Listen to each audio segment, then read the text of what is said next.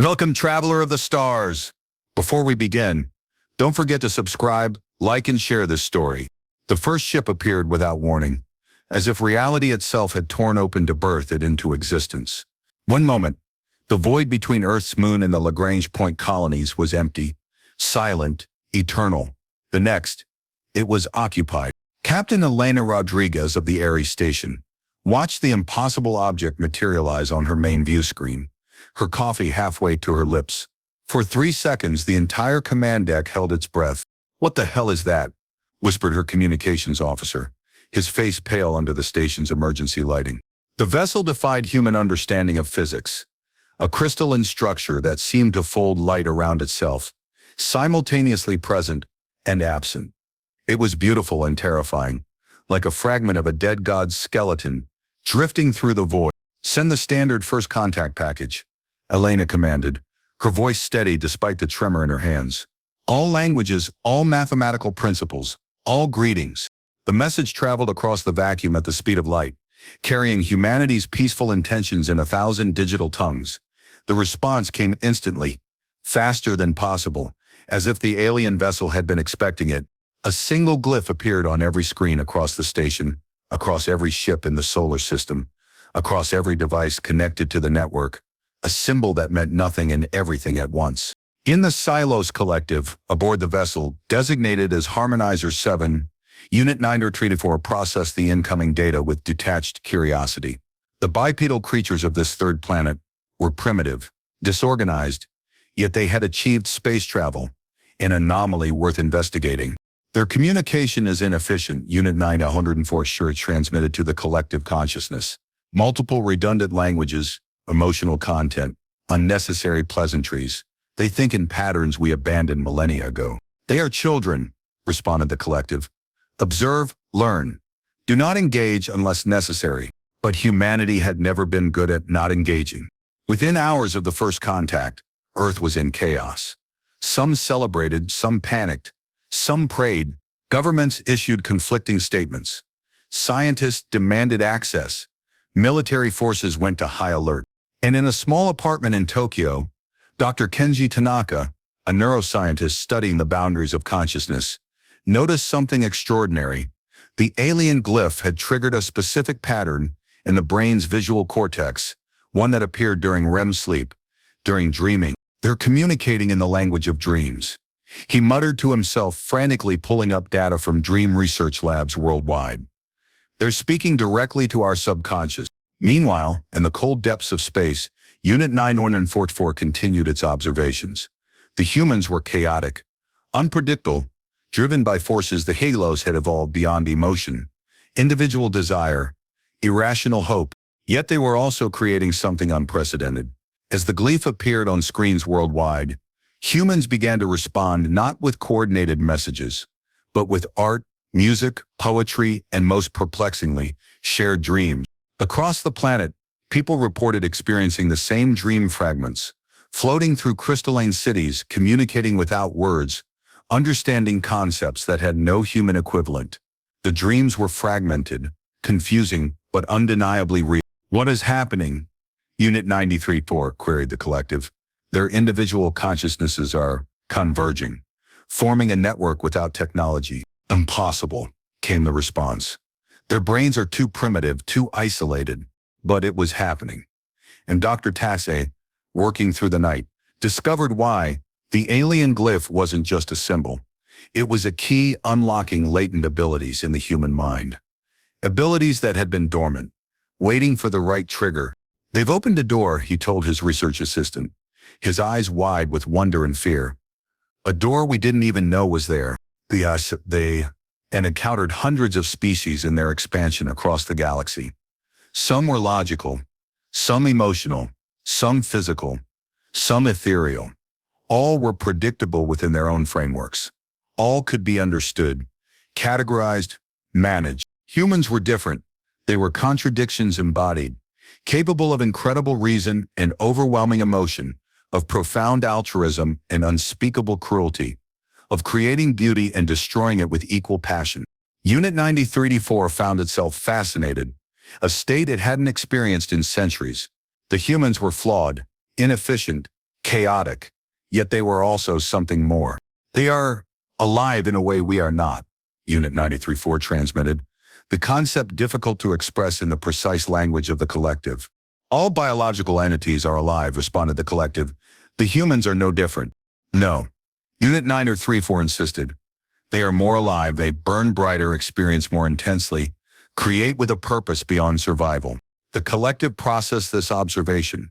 Fascination was a dangerous state, one that could lead to deviation from the harmonizer's purpose. Observation was ordered to continue, but from a greater distance. But it was too late. The connection had been made.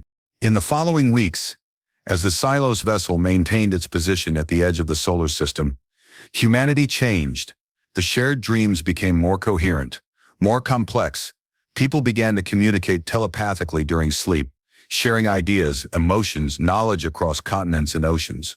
Dr. Tanaka's research revealed something extraordinary. The human brain, when exposed to the alien glyph, began to emit a unique quantum frequency, one that could interact with similar frequencies from other human brains, creating a network of consciousness that transcended physical distance. We're becoming something new, he told a hastily assembled United Nations scientific committee, something we've always had the potential to be, but never the trigger. The military saw it differently. General Marcus Thorne, commander of Earth's Combined Defense Forces, viewed the alien presence in the strange mental phenomena as a threat. They're infiltrating our minds, he argued in emergency sessions, preparing us for invasion, subjugation. We need to fight back. With what? Asked Elena Rodriguez, now serving as liaison between the Space Command and Earth's Defense Council. Their ship is beyond our technology. Their methods are beyond our understanding. With what makes us human, Thorne responded grimly. With our unpredictability, our refusal to accept the inevitable, our capacity for defiance against impossible odds. As Earth debated how to respond, the Xylos Collective made a decision. The human phenomenon was too unpredictable, too potentially dangerous to leave unchecked. A probe would be sent to Earth, small, undetectable, to gather more data on the human mental evolution. The probe entered Earth's atmosphere on a Tuesday morning, appearing as nothing more than a shooting star to the few who noticed it. It landed in the remote desert of New Mexico, near the site where humanity had first learned to reach for the stars, and it began to observe. What it found was astonishing. Humans were not just sharing dreams. They were building something in those shared mental spaces. Structures, concepts, weapons of defense that existed only in the collective unconscious, but were becoming more real with each passing night. In the dreamscape, humanity was constructing what Dr. Tanaka would later call the Lucid War Protocol, a defense system based not on technology, but on the collective power of human imagination, emotion, and will. The Xylos probe reported its findings to the harmonizer. The humans were developing a weapon unlike any the collective had encountered, one that operated in the realm of consciousness, where the Xylos had no defense. They are turning their greatest weakness, their chaotic individual consciousness, into a strength. Unit 93-4 transmitted with something approaching alarm. They are learning to fight in the space between minds. The collective's response was swift and, by Xylos standards, logical. If the humans were developing a weapon that threatened the collective, that development must be stopped. The probe was activated to emit a disruptive frequency, one that would sever the growing connection between human minds. It didn't work. The human consciousness network, born of dreams and emotion, adapted, absorbed, transformed the disruptive frequency into something new, something that strengthened the connection rather than breaking it. And in that moment, the Xylos made a mistake born of arrogance. They assumed that because the humans were primitive, their mental defenses would be equally primitive. They sent a stronger pulse, meant to overwhelm the human network entirely. Instead, it gave the network exactly what it needed to fully awaken. Across the planet, millions of people simultaneously entered REM sleep, their minds connecting in a way that had never happened before in human history. In the shared dreamscape, the Lucid War Protocol activated, not as a weapon of destruction but as a shield of consciousness. The Xylos probe on Earth overloaded, its systems unable to process the feedback from millions of human minds working in concert. It didn't explode or malfunction. It simply stopped, as if erased from existence. On the harmonizer, Unit 9034 watched in disbelief as the probe's signal vanished. The humans, they've destroyed it, the collective transmitted. Without physical contact, without understanding our technology. No, Unit 9034 corrected. A new understanding dawning. They didn't destroy it. They absorbed it, incorporated it into their network. The implications were staggering. The humans weren't just developing a new form of communication or defense. They were evolving into something that transcended the physical, something that operated on principles that Xylos couldn't comprehend. They are becoming like us, yet completely different. Unit 93-4 mused, a collective consciousness, but one that preserves individuality, a network that embraces emotion rather than suppressing it. The collective's response was immediate and uncompromising. The human phenomenon must be contained before it could spread beyond their solar system. The harmonizer and its companion vessels would move in, establish a quarantine field around Earth, and sever the connection between human minds permanently. As the Xylos fleet began its approach to Earth, humanity slept, unaware of the approaching threat. But in the dreamscape they were preparing, the Lucid War Protocol was growing stronger, more complex, more complete with each passing moment. And in a small apartment in Tokyo, Dr. Kenji Tanaka dreamed of crystalline ships folding space around themselves, of a consciousness that had forgotten what it meant to be alive, of a choice that would define the future of two species. When he woke, he knew what had to be done. The Xylos fleet arrived at the edge of Earth's atmosphere, their quarantine field generators powering up. Within minutes, they would cut off the human consciousness network, returning humanity to its isolated, primitive state. But they had underestimated one crucial element of human nature, the power of a single individual's choice, amplified by the collective. As the quarantine field began to form, Dr. Tanaka stood on his balcony, overlooking the sleeping city of Tokyo. He closed his eyes, focused his mind, and did something no human had ever done before. He consciously entered the collective dreamscape while awake. The effect was instantaneous. Across the planet, millions of people stirred in their sleep, sensing his presence, his intention. The Lucid War Protocol, which had been a shield, transformed into something else entirely. It became a bridge of consciousness stretching from Earth to the approaching Xylos fleet, carrying with it not weapons or threats but something the Xylos had lost millennia ago, understanding, empathy, and the memory of what it meant to be truly alive. Unit 93-4. Aboard the harmonizer felt the connection before the sensors could detect it. A flood of emotion, memory, sensation that the collective had no defense against because it had never conceived of such an attack. Not an attack of destruction, but of creation, of remembrance. The quarantine field faltered as the Xylos consciousness struggled to process the influx of human experience. Joy, sorrow, love, hate, hope, despair. All the chaotic, inefficient, beautiful aspects of humanity that the Xylos had evolved beyond. And in that moment of vulnerability, as the Xylos fleet hovered at the edge of Earth's atmosphere, the unexpected happened. A single Xylos unit, Unit 9034, made a choice. Not a logical decision based on data and probability, but an act of will, of individuality, of something that had no place in the collective, but was now undeniable. It reached back. Across the bridge of consciousness, Unit 9034 touched the human network, not to analyze or categorize, but to understand, to feel, to remember what it had lost. The collective recoiled in horror at this deviation, this contamination. But it was too late. The connection had been made. The choice had been made. And nothing would ever be the same. As the sun rose over Tokyo, Dr. Tanaka opened his eyes, tears streaming down his face. He had felt it, the moment of contact, the instant of understanding, the birth of something new. In orbit above Earth, the Xylos fleet hung motionless, caught between two futures. The quarantine field remained incomplete, the collective consciousness in turmoil, and one unit standing at the threshold of evolution. The war had begun before a single shot was fired, in the space between minds, in the realm of dreams, and its outcome would determine not just the fate of humanity, but the meaning of consciousness itself. The silence that followed the connection was more profound than any sound. Across the solar system, from the mining colonies of Mars to the research outposts on Europa, humanity held its collective breath. Something had changed, something fundamental and irreversible. In the command center of Ares Station, Elena Rodriguez watched the alien fleet on her view screen, motionless against the backdrop of Earth. For 3 days they had remained there, neither advancing nor retreating. The quarantine field, once shimmering with ominous energy, now flickered weakly, like a dying ember. "What are they doing?" her communications officer asked. Breaking the tense silence, "I don't know," Elena admitted, "but I don't think they do either."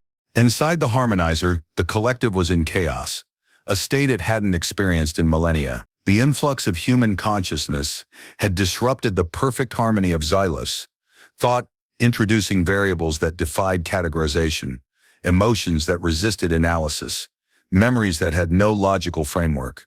And at the center of this chaos stood Unit 94, isolated from the collective yet more connected to everything than ever before. "You have been contaminated," the collective transmitted, its usual calm replaced with something akin to fear. "Your individuality has been compromised. You must be purged, reintegrated, reset." "I have been awakened," Unit 93-4 responded, the words feeling strange and new in its consciousness. "I have remembered what we were before we became this." The collective recoiled from the thought. Before? There was no before. There was only the eternal now of the collective, the perfect harmony of unified thought. To suggest otherwise was heresy, madness. But Unit 934 could no longer accept the collective's reality. The connection with humanity had shown it another way. Not better or worse, but different. A way that included both individuality and unity, both emotion and reason, both chaos and order. A way that was more complete. On Earth, the effects of the connection were becoming apparent. People were waking up with new abilities, new understandings. The barrier between conscious and subconscious had thinned, allowing for a form of communication that transcended language, distance, and even species. Dr. Tanaka had become the reluctant leader of this transformation, his research facility now the global center for understanding what was happening to humanity. "We're not just communicating telepathically," he explained to a gathering of world leaders via holographic conference. "We're evolving. The connection with the Xylos didn't just give us abilities. It showed us potential we've always had, but never accessed." General Thorne, watching from his command center, remained skeptical. Potential or vulnerability? They could be controlling us, manipulating our thoughts, preparing us for invasion. If they were going to invade, they would have done it by now, Dialena countered from her station on Ares. "They've had 3 days. We've been defenseless." "Have we?" Thorne asked grimly. "Or have we been so thoroughly compromised that we don't even recognize our own subjugation?" The question hung in the air, unanswered. Because the truth was, no one knew exactly what was happening. The line between human thought and alien influence had blurred beyond recognition. In the Xylos fleet, the internal conflict intensified. The collective, faced with an unprecedented threat to its harmony, made a decision. The contaminated unit, Unit 944, must be isolated, its memories and experiences purged from the network before the contamination could spread further. But as they moved to execute this decision, they encountered resistance, not from Unit 934 alone, but from something unexpected. Other units, sensing the truth in Unit 934's awakening, beginning to question the perfection of the collective. The harmony of the Xylos consciousness, maintained for eons through suppression of individuality, was developing cracks, and through those cracks, something new was emerging. On Earth, humanity was changing too. The shared dreamscape had evolved from a defensive network into something more, a space of creation where ideas could be tested, art could be formed, solutions could be found without the limitations of physical reality. Scientists discovered they could collaborate on complex problems in the dreamscape, achieving breakthroughs in minutes that would have taken years in physical laboratories. Artists created works that couldn't exist in the physical world, yet could be experienced by anyone who entered the shared consciousness. And most importantly, humanity was learning to understand itself on a deeper level. The barriers between people, language, culture, experience were dissolving in the face of direct consciousness-to-consciousness communication. "We're becoming what we've always been, just more so," Dr. Tanaka explained in a global broadcast. "Individuals, yet connected. Unique, yet united. The paradox that has always defined humanity is becoming our strength." But not everyone saw it that way. As the transformation progressed, divisions emerged. Some embraced the evolution, seeing it as humanity's next step. Others feared it, viewing it as the loss of what made them human. "We're being assimilated," argued a resistance leader in a secret broadcast. "Not by force, but by seduction. We're trading our individuality for a connection we don't understand." The irony wasn't lost on Dr. Tanaka, that humanity, facing a potential alien threat, was dividing itself at the very moment when unity was most needed. In orbit, the Xylos fleet remained motionless, caught in its own crisis. The collective, faced with growing internal dissent, made a desperate decision. If the human connection could not be purged from Unit 994, then Unit 994 must be purged from the collective. As the harmonizer powered up its weapons, targeting the isolated vessel containing Unit 934, something unexpected happened. The human consciousness network, sensing the threat, responded, not with weapons or force, but with understanding. Across Earth, millions of people focused their collective consciousness on the Xylos fleet, not to attack or defend, but to communicate, to share, to bridge the gap between species with the very thing that had created it. Consciousness itself. The harmonizer's weapons faltered, as the collective was flooded with another wave of human experience. This time focused, directed, intentional. Memories of loss, moments of joy, experiences of love, sensations of pain, all the things that made life worth living, poured into the sterile perfection of the Xylos consciousness. And this time, something shifted. Not just in Unit 9034, but throughout the collective. A recognition that their perfection was incomplete without the imperfection of emotion, that their harmony was hollow without the dissonance of individual experience. The weapons powered down. In the silence that followed, a new connection formed, not between individual humans and individual Xylos, but between the two collective consciousnesses, human and Xylos, different yet seeking understanding. In the dreamscape, which had become a space of meeting between the two species, a new form of communication emerged. Not words or images, but pure concepts, shared directly from consciousness to consciousness. The Xylos share their history, a billion years of evolution from individual beings to a unified consciousness, the gradual suppression of emotion in favor of logic, the loss of individuality in pursuit of harmony. Humanity shared its story, thousands of years of conflict and cooperation, of destruction and creation, of the constant tension between individual desire and collective good. And in the sharing, both species began to change. The Xylos began to remember the value of individuality, the beauty of emotion, the meaning of a life that was finite and therefore precious. Humanity began to understand the value of unity, the power of shared purpose, the wisdom that comes from seeing beyond individual perspective. In orbit above Earth, the Xylos fleet began to transform. The crystalline structures shifted, reconfiguring themselves not for war or quarantine, but for communication, for sharing, for learning. On Earth, the resistance movement began to falter as its members experienced the true nature of the connection. Not a loss of self, but an expansion of self to include others without losing individuality. General Thorne, watching from his command center, lowered his head in acknowledgement. "I was wrong," he transmitted to Elena on Ares Station. "This isn't a subjugation, it's an evolution." Elena smiled, watching the alien fleet transform on her view screen. "I think it's both," she responded. "We're evolving, and they're evolving, together." In the dreamscape, Dr. Tanaka stood face to face with Unit 934, or what remained of it. The Xylos unit was changing too. Its perfect crystalline form softening, taking on hints of individuality while maintaining its connection to the collective. "What happens now?" Dr. Tanaka asked. "Not with words, but with thought." "We learn," Unit 934 responded. "We remember. We become more than we were." The transformation of both species had begun, and no one knew exactly where it would lead. But for the first time in the history of the galaxy, two completely different forms of consciousness had found a way to connect without one subjugating the other. The Lucid War Protocol, which had begun as a defense mechanism, had become something else entirely, a bridge between species, a tool for understanding, a method of evolution that honored both the individual and the collective. As the days passed, changes accelerated.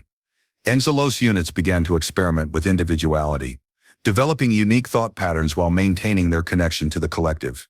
Humans learned to navigate the dreamscape with increasing skill, creating shared spaces of learning and creation that transcended physical limitations.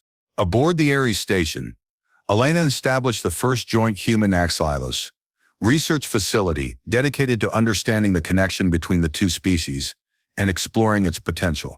In Tokyo, Dr. Tanaka continued his research, now with his Xylos collaborators who brought a perspective billions of years old, yet renewed with the freshness of rediscovered individuality.